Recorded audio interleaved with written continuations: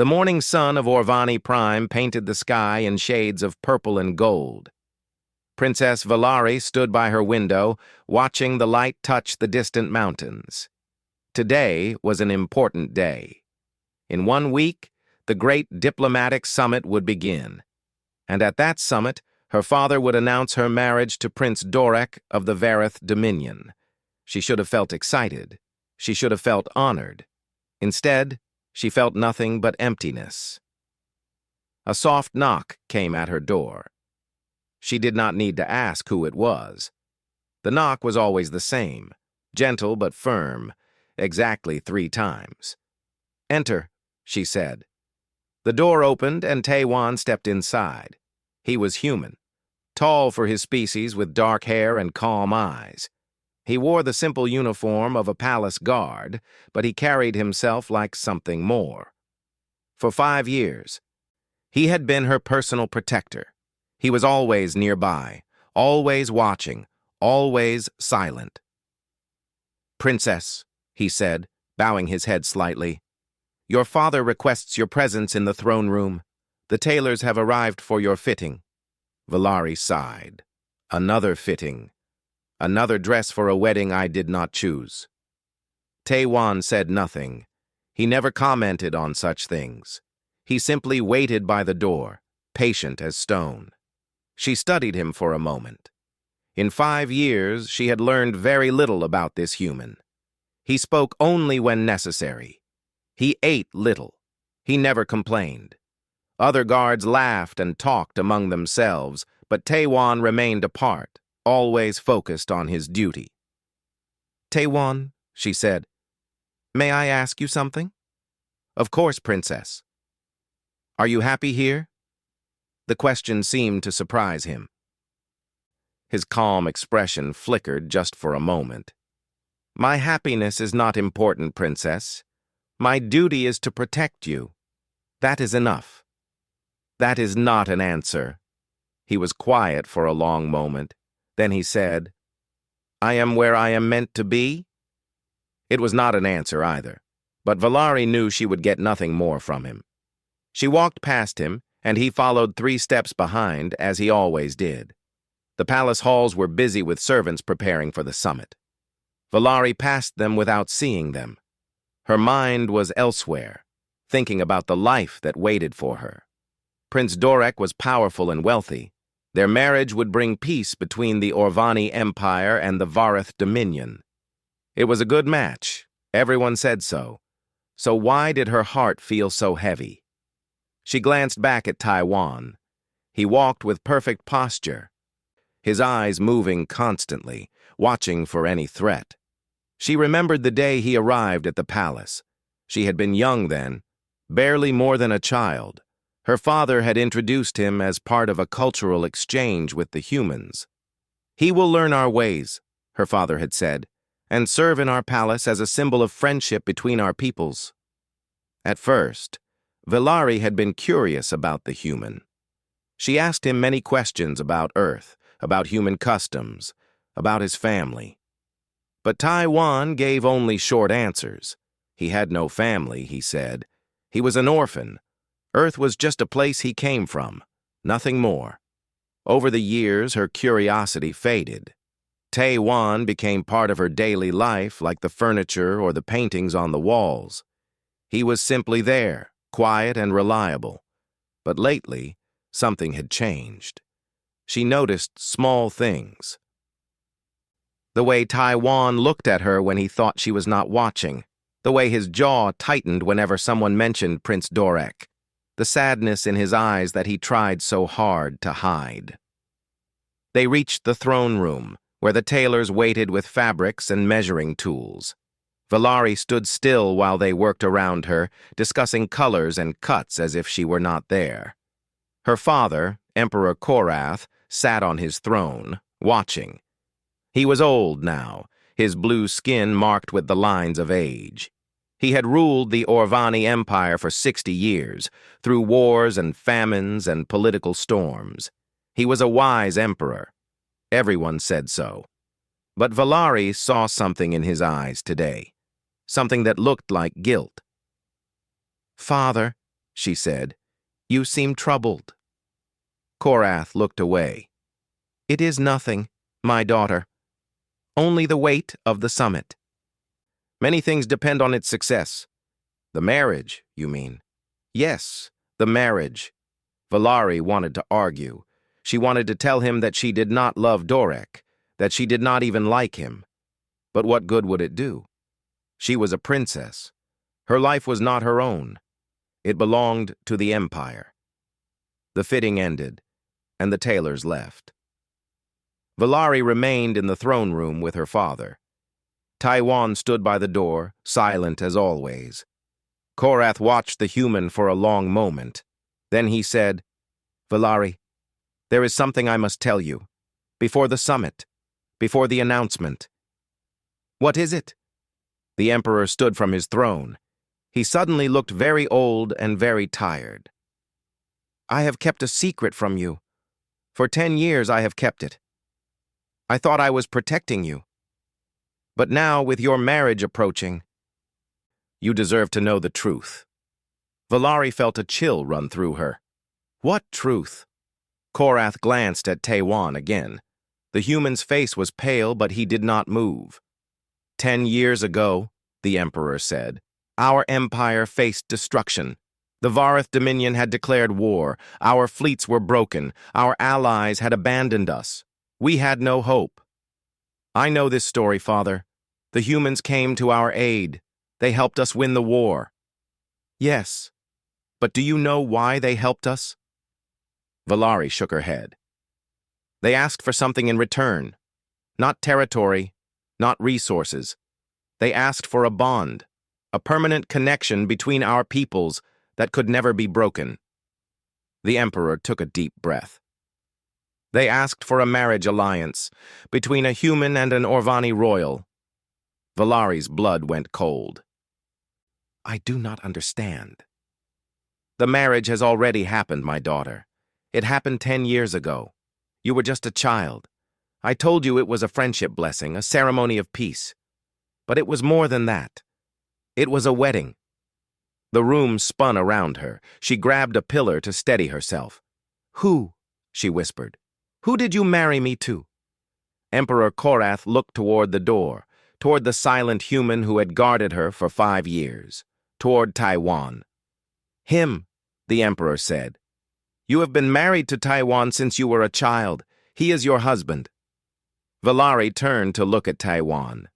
His eyes met hers, and in them she saw 10 years of hidden pain, 10 years of silent love, 10 years of a secret he had carried alone. And in that moment, everything she thought she knew about her life shattered into pieces. The silence in the throne room was heavy and cold. Valari stared at Taiwan, her mind struggling to understand what her father had just told her. Married. She was married. To this human who had walked 3 steps behind her for 5 years. Leave us, she said to Taiwan. Her voice came out harder than she intended. Taiwan bowed his head. As you wish, princess. He turned and walked out of the throne room. He did not look back. The door closed behind him with a soft click. Valari spun to face her father. How could you do this? Emperor Korath raised his hands. Please, my daughter. Let me explain. Explain? You sold me to a human when I was a child. You told me it was a friendship blessing. I stood there in my white dress smiling, thinking it was just a ceremony. Her voice cracked. I was 10 years old, Father. 10 years old. I know. The Emperor's voice was heavy with regret. I know what I did. I have lived with the guilt every day since. Then why? Why did you do it? Korath walked slowly to the great window that looked out over the city. You do not remember how dark those days were. The Vareth Dominion had conquered half our territory. Our best generals were dead. Our fleets were scattered. Every night I waited for news that the enemy had reached our capital. He turned to face her. And then the humans came. They were new to the galactic stage, a young species, barely a century into space travel. Everyone thought they were weak, but they offered to help us. Their ships were small, their technology was simple, but they fought with a fury that shocked the galaxy. Valari crossed her arms. I have heard this story many times. Humans helped us win the war, but that does not explain why you married me to one of them. The humans did not ask for payment. They did not ask for territory or trade rights. They asked for one thing only, a bond that could never be broken. They wanted to tie their fate to ours forever. Korath sighed. Their leader said to me, Emperor, you can pay us with gold, and when the gold runs out, you will forget us. Or you can pay us with family, and we will be brothers forever. So you gave them your daughter. I gave them my empire's future, and in return, they gave us survival. Valari felt tears burning in her eyes, but she refused to let them fall. And Taiwan? Did he choose this? Or was he sold just like me? Korath was quiet for a moment. He volunteered. What? The humans needed a candidate, someone young, someone who could be trained, someone who could adapt to our culture. Taiwan was 16 years old, an orphan from a city called Busan. He had no family, no future. When he learned what was required, he stepped forward. He volunteered to marry a child he had never met. He volunteered to protect a princess who needed protection. The marriage was just a legal bond.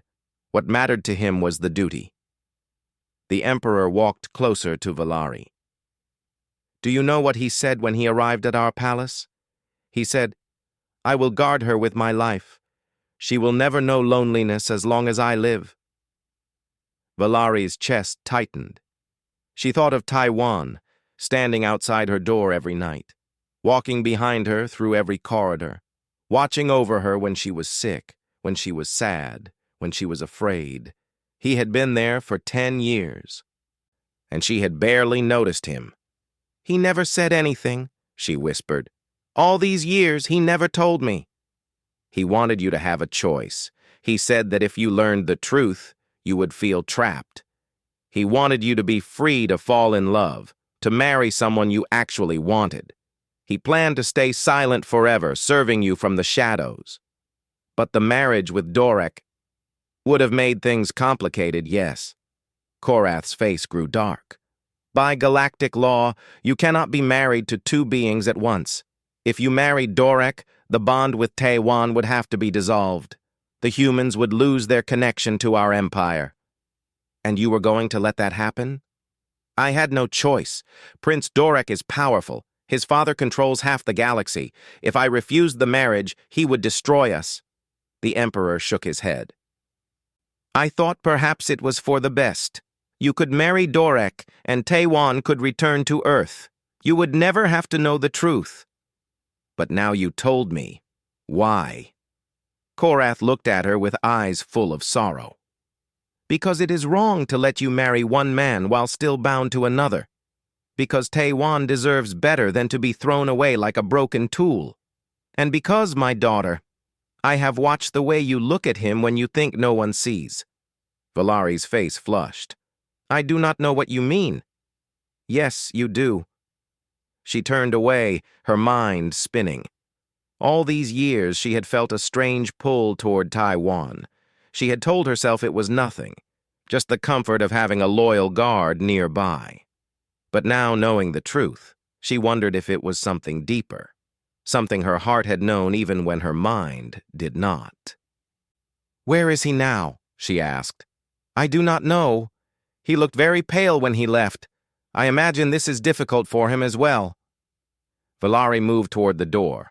She needed to find Taiwan. She needed to talk to him, to understand what he was feeling, to know what this meant for both of them.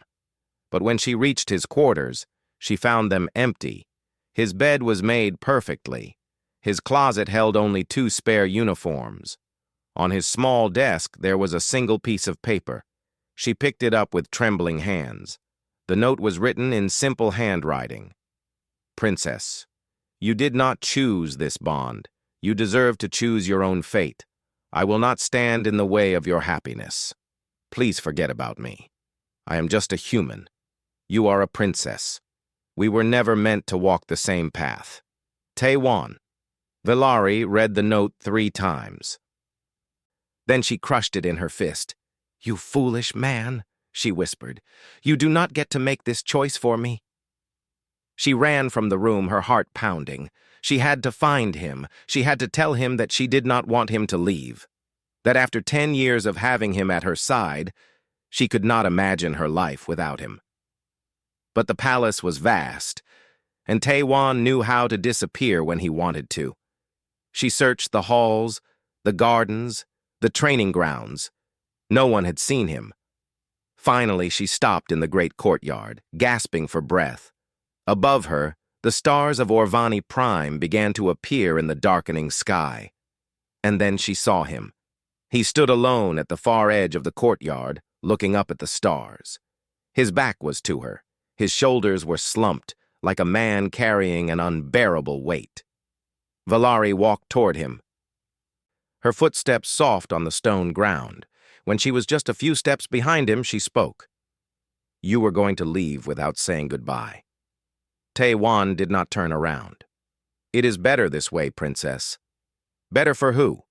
"For you." Valari moved to stand beside him. She looked at his face and saw tears on his cheeks. In 5 years, she had never seen him cry. She had never seen him show any emotion at all. "Do you love me?" she asked. Taiwan closed his eyes. "That does not matter. It matters to me." He was silent for a long time. Then, in a voice barely above a whisper, he said, "I have loved you since the day I arrived. I have loved you every moment of every day for 10 years, but I am just a human princess, just a guard. I have nothing to offer you. I never deserved to call you my wife." Valari reached out and took his hand. It was warm against her cool skin. "Then stop calling me princess," she said, "and let me decide what you deserve." Before he could respond, an alarm began to sound across the palace. Red lights flashed in the night sky. Servants ran through the courtyard, shouting. Taiwan's expression changed instantly. The sadness vanished, replaced by cold focus. "That is the emergency signal. Something is wrong." A guard rushed toward them. "Princess! Prince Dorek's fleet has arrived. They are demanding immediate entry to the palace." Valari felt ice spread through her veins. Dorek was not supposed to arrive for another week, and if he learned about her marriage to Taiwan, there was no telling what he would do. The palace was in chaos. Servants ran through the halls carrying messages. Guards rushed to their positions. The red warning lights continued to flash against the night sky, casting everything in shades of blood. Valari and Taiwan hurried toward the command center. Her heart was racing, but not just from fear of Dorek. Taiwan still held her hand. He had not let go since she took it in the courtyard. They found Emperor Korath standing before a massive display screen. The image showed space above Orvani Prime, and the fleet that filled it. Dozens of warships, each one larger than any vessel the Orvani possessed. "Prince Dorek demands entry," a communications officer reported. "He says he has come early to finalize the wedding arrangements." "With a battle fleet?" Korath's voice was grim. "This is not a diplomatic visit. This is a show of force." Valari stepped forward. "Father, what do we do?" Before Korath could answer, the screen flickered. Prince Dorek's face appeared, filling the display. He was handsome in the way of his species. Sharp features, golden eyes, a confident smile that never quite reached his eyes. "Emperor Korath," Dorek said smoothly, "I hope my early arrival does not inconvenience you. I was simply too eager to meet my future bride." "Your arrival is unexpected, Prince Dorek. We are not yet ready to receive you." "No matter. My ships will wait in orbit while we discuss the final terms of our arrangement." Dorek's golden eyes moved across the command center and stopped on Valari. "Ah, there she is, my princess. You are even more beautiful than the report suggested." Valari felt sick. She forced herself to speak calmly. "Prince Dorek, Welcome to Orvani Prime. Thank you, my dear. I look forward to our life together.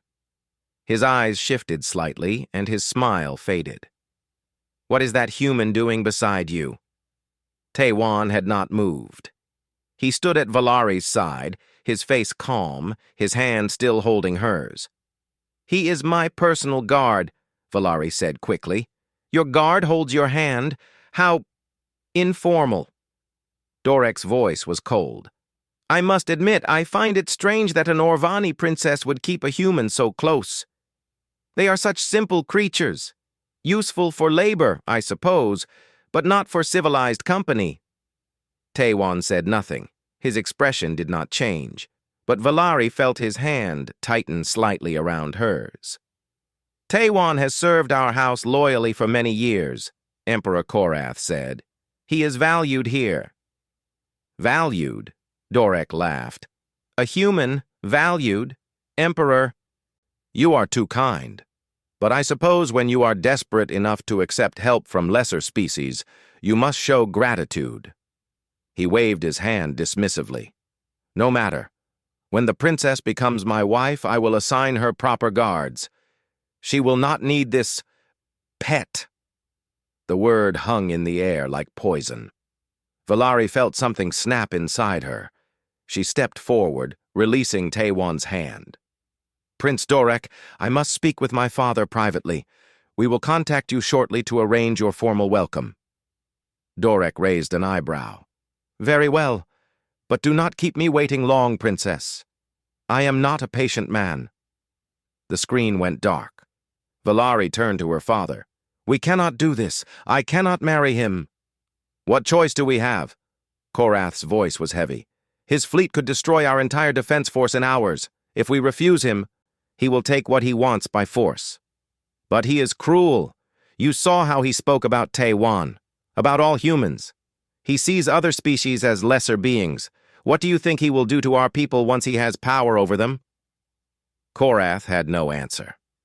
Captain Hana, commander of the human diplomatic vessel stationed on Orvani Prime, stepped forward. She was a small woman with sharp eyes and a stern expression. If I may, Emperor.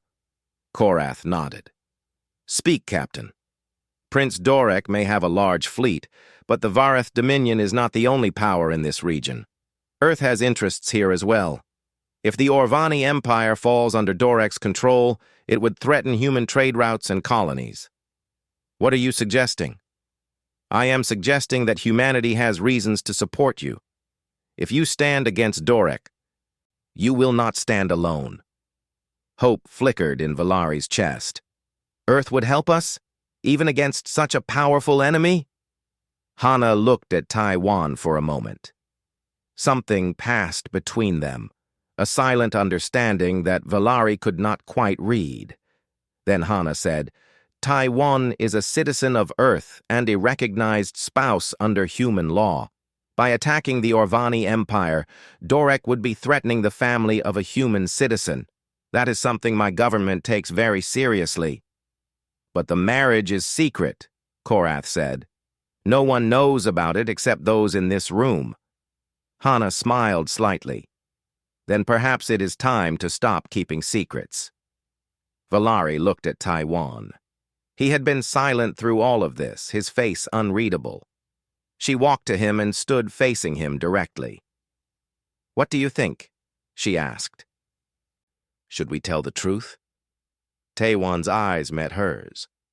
It is not my decision, Princess. It is yours. If you reveal our marriage, you will be tied to me forever. There will be no going back. And if I stay silent, I will be married to that monster within the week. Valari shook her head. That is no choice at all. There is always a choice. You could still marry Dorek. You could have power, wealth, influence. I could disappear back to Earth. You would never have to see me again. Is that what you want? Taewon was quiet for a long moment. When he spoke, his voice was rough. What I want has never mattered. I came here to protect you, not to trap you. I never wanted you to feel like you had no options. But you do have feelings. You do have wants. Valari stepped closer to him. Tell me the truth. All of it. No more hiding. The room was silent. Everyone watched as the human guard struggled with words he had kept locked inside for a decade. Finally, Tae-wan spoke. When I first came here, I was just a boy. I had nothing. No family, no home, no future. They told me I would serve a princess on a distant world, and I thought it was a joke. What could someone like me offer to royalty? He paused, gathering himself. But then I met you. And you were not what I expected. You were kind. You asked me questions about my home, about my life. No one had ever cared about those things before. You treated me like a person, not a tool. Tears gathered in his eyes, but he did not look away from her. I fell in love with you slowly over years. I knew it was foolish. I knew you would never feel the same. So I kept my distance. I told myself that protecting you was enough, that being near you was enough, that I did not need anything more. But it was not enough, Valari whispered. No. His voice broke. It was never enough. Every day I watched you laugh and smile and live your life, and I knew that I was nothing but a shadow following you. I knew that one day you would marry someone else and I would have to let you go. He reached up and touched her face gently, as if she might break. So yes, I have wants. I want to stand beside you, not behind you. I want to call you my wife and mean it. I want to wake up every morning knowing that you chose me. But those are selfish things and I have no right to them. Valari took his hand and pressed it against her cheek. You have every right, she said. You have given me 10 years of your life. You carried this secret alone so I could be free. How can you say you have no right to happiness? Before he could answer, she turned to the room. Her father, Captain Hana, the guards and officers, they all watched in silence. When Dorek arrives for his formal welcome, Valari said, her voice strong and clear, I will tell him the truth. I will tell him that I am already married. And I will tell the entire galaxy, if I must. She looked back at Tae-wan. Because I choose you, not because of a treaty, not because of duty. I choose you because somewhere along the way, without knowing it, I fell in love with the man who never asked for anything but the chance to protect me. Tae-wan stared at her in disbelief. Valari. It was the first time he had ever used her name without her title. It sounded like a prayer. Now, she said, squeezing his hand, let us figure out how to face a tyrant together. The throne room had been prepared for the formal welcome. Banners hung from the high ceiling, displaying the colors of both the Orvani Empire and the Vareth Dominion. Hundreds of nobles, diplomats, and officials filled the chamber, their voices creating a low hum of nervous conversation. Valari stood beside her father's throne, dressed in the ceremonial gown the tailors had fitted just yesterday. The fabric was beautiful, flowing silk in shades of deep blue and silver. But it felt like armor now, protection for the battle ahead. Tae-wan stood at his usual position, 3 steps behind her, but something had changed between them. Every few moments, she glanced back at him, and he met her eyes with a quiet steadiness that gave her courage. The great doors of the throne room opened. Prince Dorek entered with a parade of guards and attendants. He wore a military uniform decorated with medals and golden threads. His chin was high, his steps confident. He looked like a man who already owned everything he could see. Behind him came more soldiers, too many for a diplomatic visit. They lined the walls, their weapons visible at their sides. It was a message, a warning. Obey or face the consequences. Dorek approached the throne and gave a bow that was barely more than a nod. Emperor Korath, thank you for receiving me. Prince Dorek. Korath's voice was carefully neutral. We are honored by your presence. As you should be. Dorek's eyes moved to Valari, and his lips curled into a smile. And there is my bride. Come forward, princess. Let me see you properly. Vilari descended the steps slowly. She felt every eye in the room upon her. When she reached Dorek, she stopped and gave a formal curtsy. Prince Dorek, welcome to our world. Such beauty. Dorek circled her slowly, examining her like a merchant inspecting goods. Yes, you will do nicely. Our children will be magnificent. Vilari's stomach turned, but she kept her face calm. Dorek turned back to the Emperor. Now, let us discuss the final terms. I have prepared a document outlining the transfer of certain territories to my control after the wedding. Additionally, your military forces will be integrated into my command structure, just a formality, of course. Murmurs rippled through the crowd. These were not terms. These were demands. Dorek was not asking for a marriage. He was demanding surrender. Korath's jaw tightened. Prince Dorek, these requests are more than what we discussed. Requests? Dorek laughed. Emperor, look around you. Look at my ships in your sky. These are not requests. They are the reality of your situation.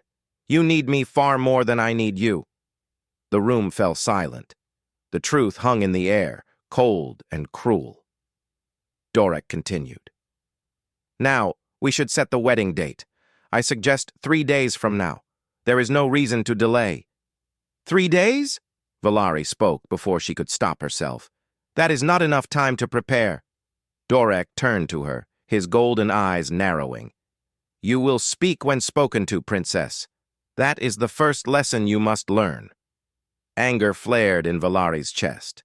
She opened her mouth to respond, but then she felt a presence beside her. Taewon had moved forward. He now stood at her shoulder, silent but unmistakable. Dorek noticed him immediately. His expression darkened. What is this? Why is the human so close to my bride? He is my guard, Vilari said. He has been for 5 years. I see. Dorek stepped toward Taewon, looking him up and down with disgust.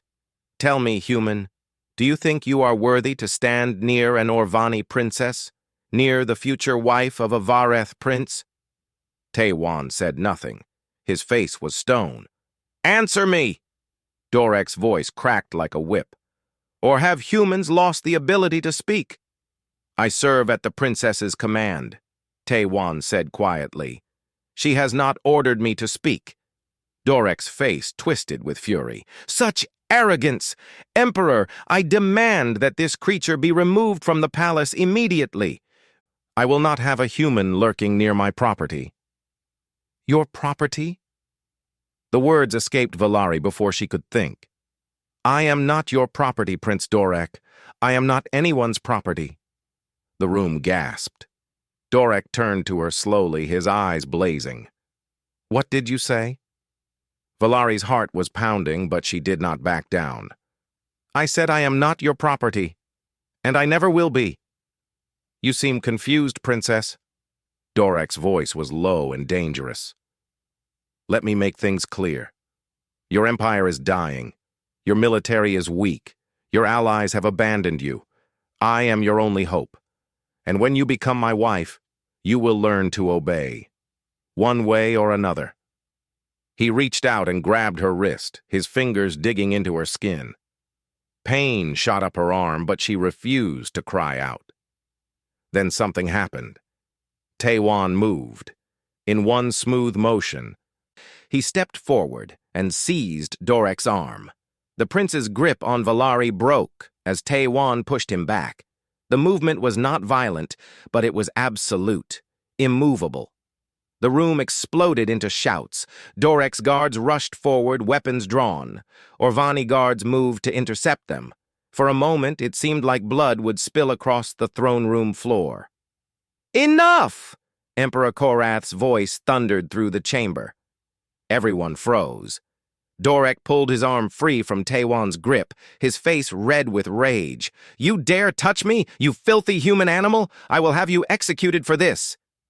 No, Vilari said. You will not. She stepped forward, standing directly between Dorek and Taewon. Her voice was clear and strong, carrying across the silent room. "Prince Dorek, I cannot marry you. It is not a matter of choice. It is a matter of law." "What are you babbling about?" Valari took a deep breath. This was the moment. No turning back. "I am already married," she said. "I have been married for 10 years. By the laws of the Galactic Council, which recognize the traditions of all member species, my marriage is legal and binding. I cannot take another spouse while my husband still lives." Shock rippled through the crowd. Nobles whispered furiously to each other. Diplomats stared in disbelief. Dorek's face had gone pale. "Married? To whom? This is absurd." Valari turned and extended her hand toward Taiwan. "To him? To my guardian? To the human who has protected me for 10 years. Taiwan is my husband." The silence that followed was absolute. Then Dorek began to laugh. It was a cold, ugly sound. "A human? You expect me to believe that an Orvani princess married a human? This is a trick, a pathetic attempt to escape your duty." "It is no trick." Captain Hana stepped forward, a datapad in her hand. "I have here the official records from both Earth and the Orvani Empire. The marriage ceremony was performed 10 years ago, witnessed by Emperor Korath himself. It is fully legal under Galactic Council law." She handed the datapad to a neutral diplomat in the crowd, an elder from the Galactic Council who had come to observe the summit. The elder examined the documents, his face growing more and more serious. Finally, he looked up. "The records are authentic. Princess Valari is legally married to the human known as Taiwan. Under council law, she cannot be wed to another while this marriage remains valid." Dorek's golden eyes blazed with fury. He turned to face the room, his voice rising to a shout. "This changes nothing! A marriage to a human is meaningless! They are lesser beings! I refuse to accept this insult!" "Then you refuse to accept the law of the Galactic Council," the elder said calmly. "That is your right. But if you take the princess by force, you will be in violation of the Council's charter. Every member species will be obligated to oppose you." Dorek stood trembling with rage. His guards looked to him for orders, uncertain of what to do. Finally, the prince spoke through gritted teeth. "This is not over. You think a piece of paper protects you? You think the council will save you?" He pointed at Taiwan. "I will destroy your precious human. I will destroy your empire. And then, princess, you will beg me for mercy." He turned and stormed out of the throne room, his guards following close behind. Valari watched him go, her heart pounding. They had won this battle, but the war was just beginning. She felt Taiwan's hand touch her shoulder gently. She reached up and covered it with her own. "Thank you," she whispered. "I will always protect you," he said quietly. "Always." Above them, through the high windows of the throne room, Dorek's warship still hung in the sky like dark promises. The real fight was yet to come. The hours after Dorek's departure were filled with tense silence. His fleet remained in orbit, their weapon systems active, their positions shifting into attack formation. The message was clear. The prince had not given up. Valari stood in the war room with her father, Captain Hana, and a handful of trusted advisors. Holographic displays showed the positions of every Vareth ship. There were 47 of them. The Orvani defense fleet numbered only 12. "He is waiting," Korath said grimly. "Waiting for us to show weakness." "Or waiting for an excuse," Hana added. "If he attacks without provocation, the Galactic Council will condemn him. He needs us to make the first move." Valari stared at the display. "How long can we hold if he attacks?" No one answered. The silence told her everything. Taiwan entered the war room, a datapad in his hand. "I have received a message from Earth Command. They are sending support." "How many ships?" Korath asked, hope in his voice. 15 vessels. They will arrive in 3 days." The hope faded as quickly as it appeared. 3 days. Dorek could destroy them in 3 hours if he chose. Hana frowned. Why so few? Earth has hundreds of warships. They cannot deploy a full fleet without declaring war on the Vareth Dominion. That would require council approval. Taiwan set down the datapad.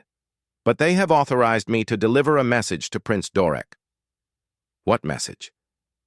Taiwan's face was calm, but Valari could see something burning in his eyes. Something she had never seen before. The message is simple. I am a citizen of Earth. Valari is my legal wife under human law. If Dorek harms either of us, Earth will consider it an act of war.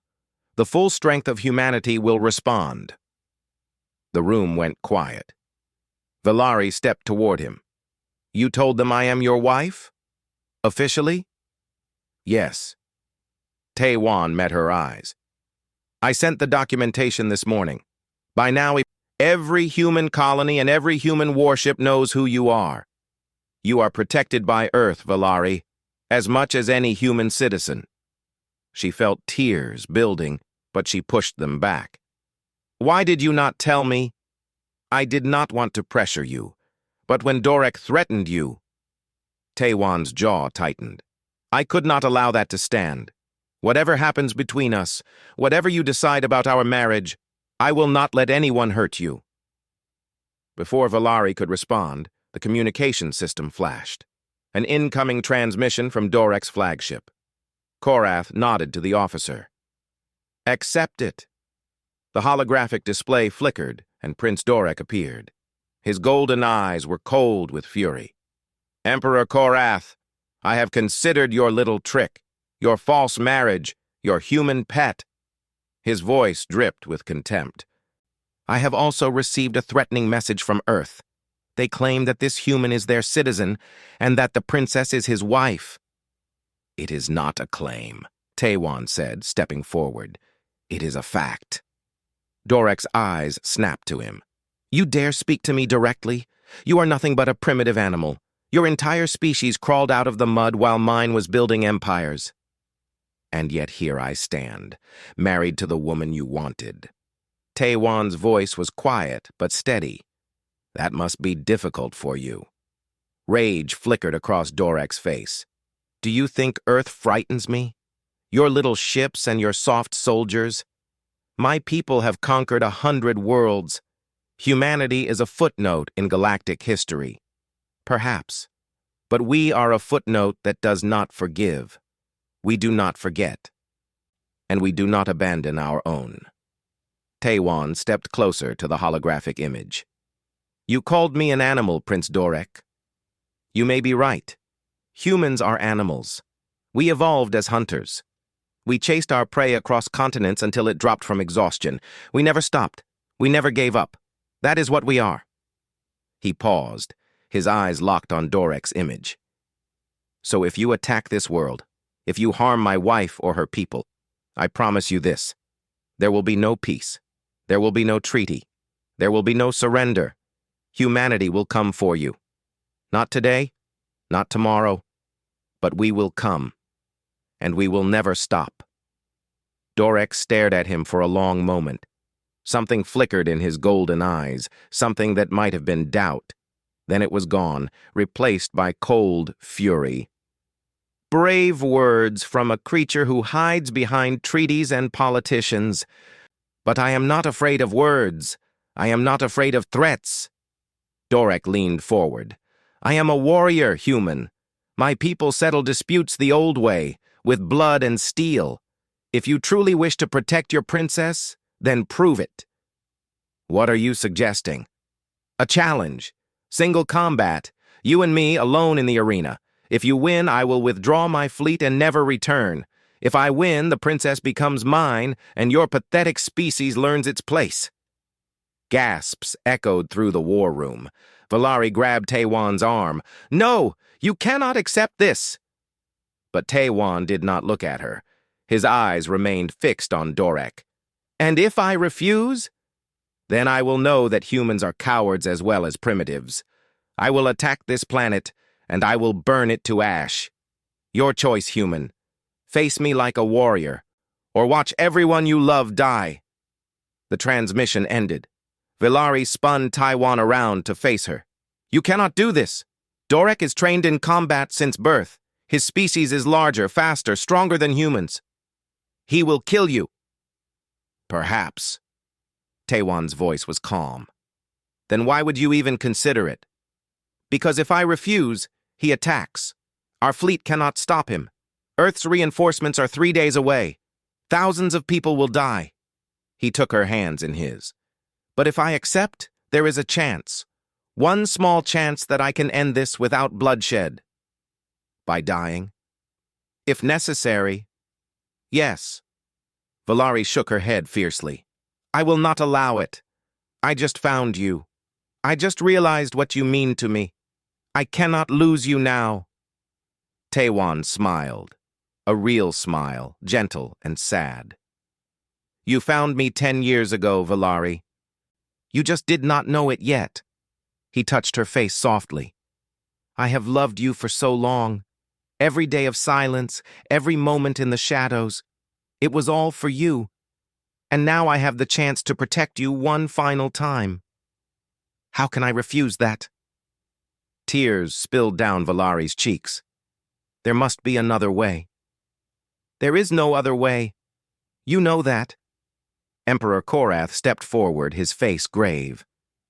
Taiwan, if you do this, you do it with the full support of the Orvani Empire. You will fight as our champion, with all the honor that title carries. Taiwan bowed his head. Thank you, Emperor. He turned back to Villari and pulled her close. She buried her face against his chest, feeling his heartbeat strong and steady. I will not say goodbye, she whispered, because you are going to win. You are going to come back to me. Taiwan held her tightly. Then I will see you soon, wife. He released her and walked toward the door. Captain Hana fell into step beside him. You know this is probably suicide, she said quietly. Taiwan nodded. Probably. Then why are you smiling? Taiwan glanced back at Villari, who stood watching him with tears on her face and fire in her eyes. Because for the first time in 10 years, he said, she knows I love her. Whatever happens tomorrow, that is enough. He stepped through the door to prepare for battle. The ancient arena sat at the heart of the Orvani capital. It had stood for 3,000 years, a monument to honorable combat and the settling of disputes too great for words. Today, it would host a battle that would decide the fate of an empire. Villari sat in the royal viewing box beside her father. Below them, the arena floor stretched in a perfect circle, covered in fine sand. Around them, thousands of spectators filled the seats. Orvani nobles, Vareth soldiers, diplomats from a dozen worlds, and in one corner, a small group of humans led by Captain Hana. The stakes had been announced to the galaxy. Single combat between Prince Dorek of the Vareth Dominion and Taiwan of Earth. The winner would claim Princess Villari and the future of the Orvani Empire. Villari's hands trembled in her lap. She had not slept. She could not eat. All she could do was pray to whatever gods might listen that the man she loved would survive.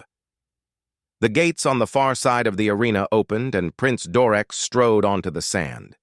He wore ceremonial armor of black and gold, and he carried a curved blade that gleamed in the sunlight. The Vareth soldiers in the crowd roared their approval. Dorek raised his weapon and turned in a slow circle, basking in the attention. His golden eyes found Villari in the royal box, and he smiled. It was the smile of a predator who had already tasted victory. Then the opposite gate opened. Taiwan walked into the arena alone. He wore no armor, only simple training clothes and light boots. In his hands, he carried 2 short fighting sticks made of polished wood. Laughter rippled through the Vareth section. Dorek stared in disbelief. Is this a joke? The prince called out. You face me without armor? Without a real weapon? Have humans no sense of self-preservation? Taiwan did not answer. He simply walked to the center of the arena and waited. An Orvani official stepped forward to announce the rules. There were only 3. No outside assistance, no surrender except by spoken word, and the fight continued until one combatant could no longer continue. Death was not required, but it was expected. The official raised a flag, then dropped it. The battle began. Dorek attacked immediately, charging across the sand with incredible speed. His blade cut through the air in a deadly arc aimed at Taewan's neck. Taewan ducked. The blade passed over his head by inches. Before Dorek could recover, Taewan struck, one stick cracking against the prince's armored side, the other sweeping toward his legs. Neither blow did serious damage, but they forced Dorek back. The prince snarled and attacked again. His movements were beautiful and precise, the product of a lifetime of training. Each strike flowed into the next, a continuous stream of lethal steel. Taewan did not try to block. He moved, he twisted.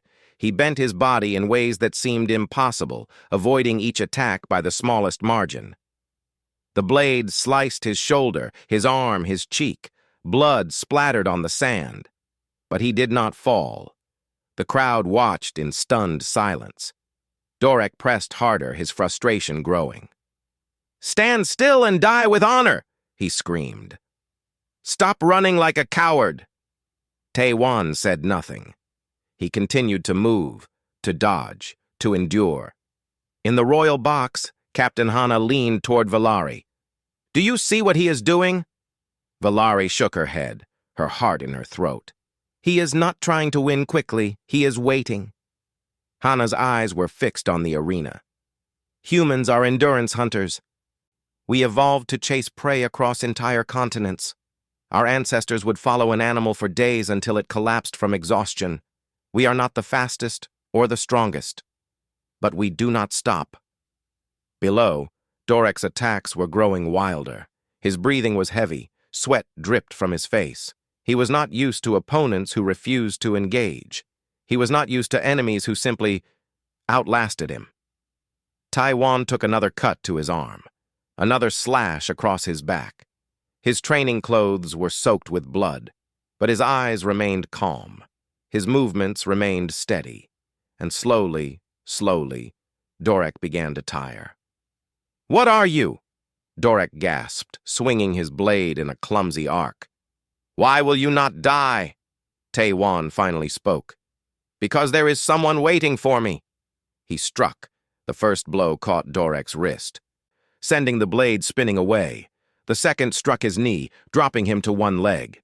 The third connected with his temple, and the prince collapsed onto the sand. The arena fell absolutely silent.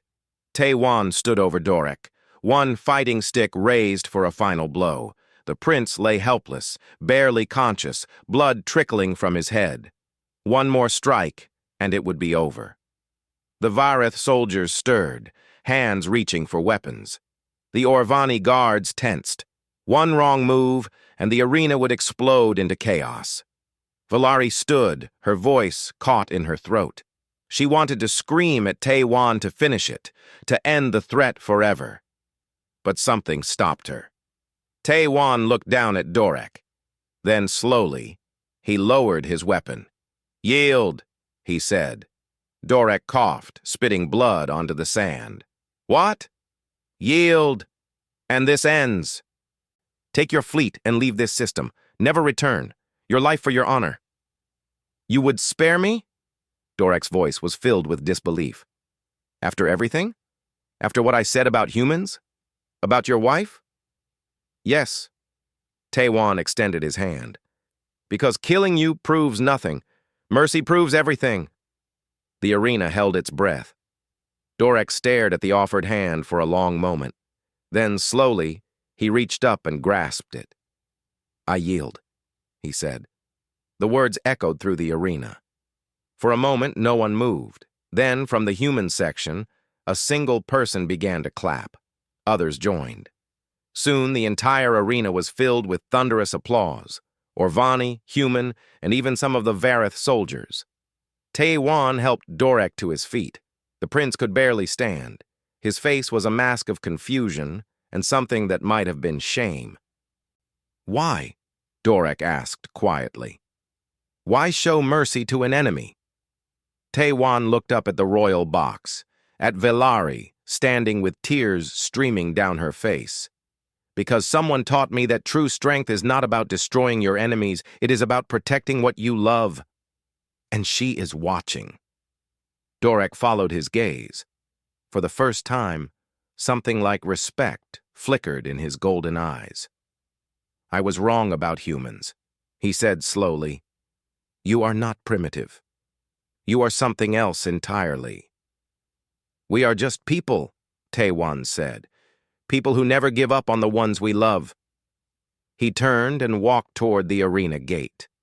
Blood dripped from his wounds, leaving a trail across the sand. But his head was high, and his steps were steady.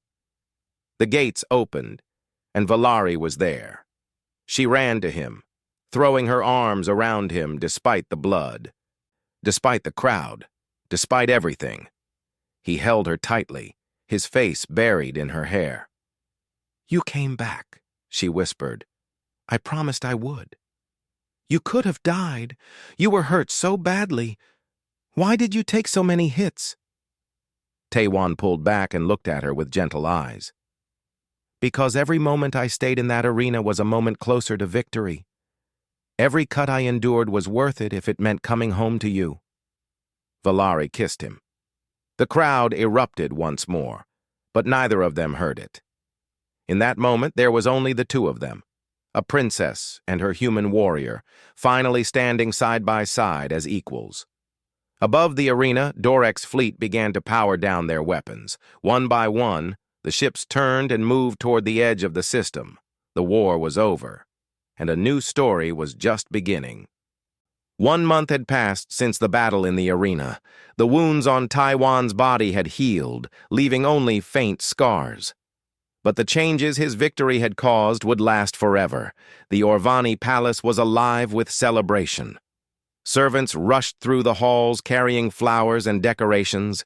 Musicians practiced in the great courtyard. Cooks prepared feasts that could feed thousands. Today was not just any day. Today was the true wedding of Princess Velari and Taiwan of Earth. Velari stood in her chambers looking at herself in the mirror. Her wedding gown was different from the one prepared for Dorek. This one was simpler, softer, a blend of Orvani tradition and human style. White silk with blue flowers embroidered along the edges. Her mother's necklace hung at her throat. Captain Hana entered the room, dressed in a formal human uniform. She smiled when she saw Velari. "You look beautiful." "I feel nervous." Velari laughed softly. "I have faced enemy fleets and political enemies. Why does this frighten me?" "Because it matters." Hana walked to her side. "The things that truly matter are always frightening." Velari turned from the mirror. "Hana, may I ask you something?" "Of course." "When Taiwan first came here, when he was just a boy, what was he like?" Hana was quiet for a moment, remembering. "He was scared. He tried to hide it, but I could tell. He had nothing in his life except the mission. No family, no friends, nothing to go back to." She smiled. "But he never complained. He just said, 'Captain, if this is where I am needed, then this is where I will be.'" He was so young. "Yes. But humans grow up fast when they must." And Taiwan had a purpose that gave him strength. He was going to protect a princess, he said. He was going to make sure she was never alone. Velari's eyes filled with tears. He kept that promise. For 10 years he kept it. "And now you will keep yours." Hana put a hand on her shoulder. "Go marry him. Give that boy the happy ending he never dared to dream of."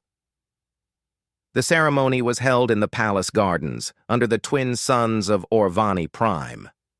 Guests had come from across the galaxy, diplomats, nobles, military commanders, and common citizens. The human delegation was large, their flags flying proudly beside the Orvani banners. Taewon waited at the altar, dressed in a simple human suit with Orvani decorations pinned to his chest. He looked nervous, his hands clasped in front of him. But when the music began and Valari appeared at the end of the aisle, his expression changed. He looked at her like she was the only person in the universe. Valari walked toward him, her heart pounding with joy instead of fear. Every step brought her closer to the life she had chosen, the life she wanted. When she reached the altar, Taewon took her hands. His grip was warm and steady. "You look beautiful," he whispered. "You look terrified," she whispered back. He laughed softly. "I have fought warriors twice my size, but this is scarier." "Why?" "Because this is the first time I have wanted something this much, and I am afraid I will wake up and find it was all a dream." Valari squeezed his hands. "Then we will dream together." The ceremony blended traditions from both worlds. Orvani vows of eternal bond were spoken, followed by human promises of love and partnership. Rings were exchanged, simple bands of silver that represented the endless circle of their commitment. When the official declared them married, the crowd erupted in cheers. Taewon pulled Valari close and kissed her gently, and she felt the last piece of her heart fall into place. The celebration lasted for 3 days. There was music and dancing, feasts and speeches. Representatives from the Galactic Council presented official recognition of the marriage and the alliance it represented. Earth and the Orvani Empire were bound together now, partners in a galaxy full of uncertainty. But for Valari, the most important moment came on the last day, when she and Taewon slipped away from the celebrations to stand alone on a quiet balcony. The twin suns were setting, painting the sky in shades of orange and purple. Below them, the city sparkled with lights. "Thank you," Valari said softly. Taewon looked at her. "For what?" "For waiting, for being patient, for loving me even when I did not know you existed." She leaned against him, her head on his shoulder. "Most people would have given up. I could never give up on you." He wrapped an arm around her. "You were the first person who ever made me feel like I belonged somewhere. Even when you did not know the truth, you treated me with kindness. That was enough to keep me going. And now?" He smiled. "Now I have more than I ever imagined. I have a home. I have a family. I have you." They stood in comfortable silence, watching the suns disappear below the horizon. "I want to see Earth," Valari said suddenly. "Your world. I want to understand where you came from." Taewon's eyes lit up. "You would do that?" "Of course. You spent 10 years learning my world. It is time I learned yours." 2 weeks later, they boarded a human starship bound for Earth. The journey took several days, and Valari spent most of it at the observation windows, watching the stars pass by. When Earth finally appeared, a small blue marble against the darkness of space, she gasped. "It is beautiful," she whispered. "It is home," Taewon said. "Or it was once. I have not been back in 10 years. They landed in a city called Busan, where Taewon had grown up. The streets were busy and loud, filled with humans rushing in every direction. There were food vendors and street musicians, children playing and elderly people sitting in parks. It was chaotic and overwhelming and absolutely wonderful. Valari walked beside Taewon, her hand in his, taking in everything. Humans were so different from Orvani, smaller, louder, more emotional. They argued and laughed and cried openly. They hugged strangers and shouted at friends. They lived with a passion that Valari had never seen before. "Your people are remarkable," she said. "We are stubborn," Taewon said with a smile. "We never know when to quit." They visited the orphanage where Taewon had grown up. It was a small building in a quiet neighborhood, run by elderly caretakers who remembered him. They cried when they saw him, hugging him and calling him by childhood nicknames. Valari watched as Taiwan knelt down to talk to the children who lived there now. He was gentle with them, patient. He told them stories about the stars, about the princess who waited for him on a distant world. She understood then why he had volunteered for the mission all those years ago. He had wanted to give these children hope, to show them that even someone with nothing could become something more. That night, they stood on a beach, watching the moon rise over the ocean. The waves crashed gently against the shore, a sound that Valari had never heard before. "I love you," she said. Taiwan turned to her, his eyes soft in the moonlight. "I love you too. I have loved you for 10 years, and I will love you for 10,000 more." She kissed him under the stars of his homeworld, and knew that wherever they went, wherever life took them, they would face it together. Months later, when they returned to Orvany Prime, they found a message waiting from the Galactic Council. It was an official update to the records, a new entry in the database that tracked species across the galaxy. Next to the listing for humanity, someone had added a note. Classification: persistent, loyal, dangerous when their loved ones are threatened. Recommended approach: do not provoke. They do not forget, and they do not stop. Valari showed the entry to Taiwan, and he laughed. "Is it accurate?" she asked. He looked at her, at his wife, his partner, his reason for everything. "Yes," he said, "it is exactly right." And they lived the rest of their days proving it true.